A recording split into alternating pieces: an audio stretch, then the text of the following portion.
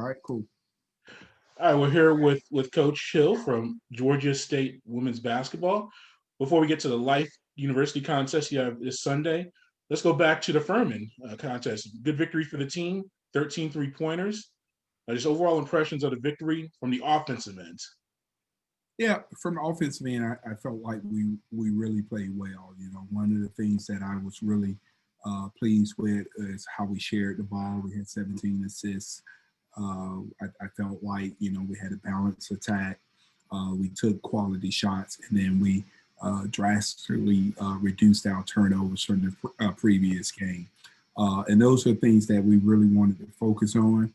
And so I felt like we executed the game plan offensively and did a good job of taking what the defense gave us and knocking down shots. And in your game at Tennessee State, you had an inside presence with Taylor. She had a big night. Lyons had a big night for you with shooting when was named the school's player of the week. Mhm. What about Lyons' performance and having that balance of the inside and outside presence on the offensive end? Yeah, we talk about that we need to play inside out. So we want to start, playing off our post players and you getting the ball into them or creating drive, getting to inside and then playing outside from there. So I felt like, anytime we can feed the ball to our post players to get the ball into the paint, it really, it starts opening up the court for us because then they started packing it in, and then now we could take advantage of our 3-point shooters getting some wide open looks. Uh, Tahja is, Tahja uh, was injured her senior year in high school, didn't play, and then signed with Pittsburgh and was still kind of battling the injury. And then so once she got here, she hadn't played in 2 years. So last year was her first time playing after sitting out basically 2 years. So I think last year she really got the rust off of her, started feeling a lot more comfortable with her knee. And so I think that's now what we're seeing. We're seeing the true Tahja Lyons, her capability, just playing with confidence and just feeling more at ease in running the offense. And she's doing a great job with it. Yeah, and then defensively, you had held Furman at 32% shooting. What about the effort on that end and limiting their offensive opportunities? Well, defensively, was pleased also, had some breakdowns, but, that's one thing that we've told our players that for us to take a step, we have to improve on that side of the ball. It has to be just as important for them as it is for us. They have to kind of want to do defense also. And so to be able to hold them, Furman, who has a high power offense, who could score, to hold them to under 37%.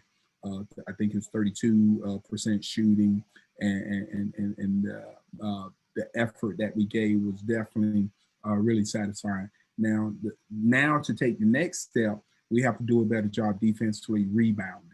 We're still giving up too many rebounds on that end, and we have to finish off the game, finish off each set with a rebound, and so that's the next step for us.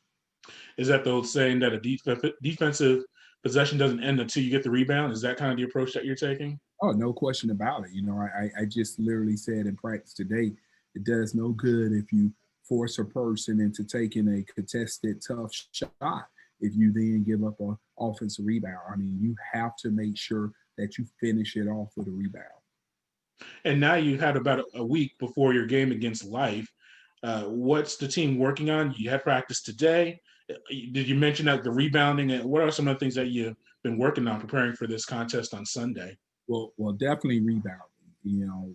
Obviously, with us having some time off, we did take a little break, took some days off to kind of rest, but more importantly, so that the young ladies can have opportunity to study because we're in the middle of exams also. So we needed to give them that mental break.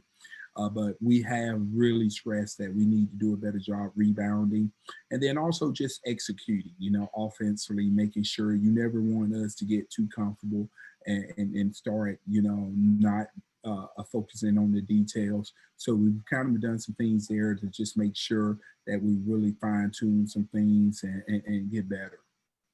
And what about Life University itself? What have you seen from them, and what do we have to execute well to come out with a victory?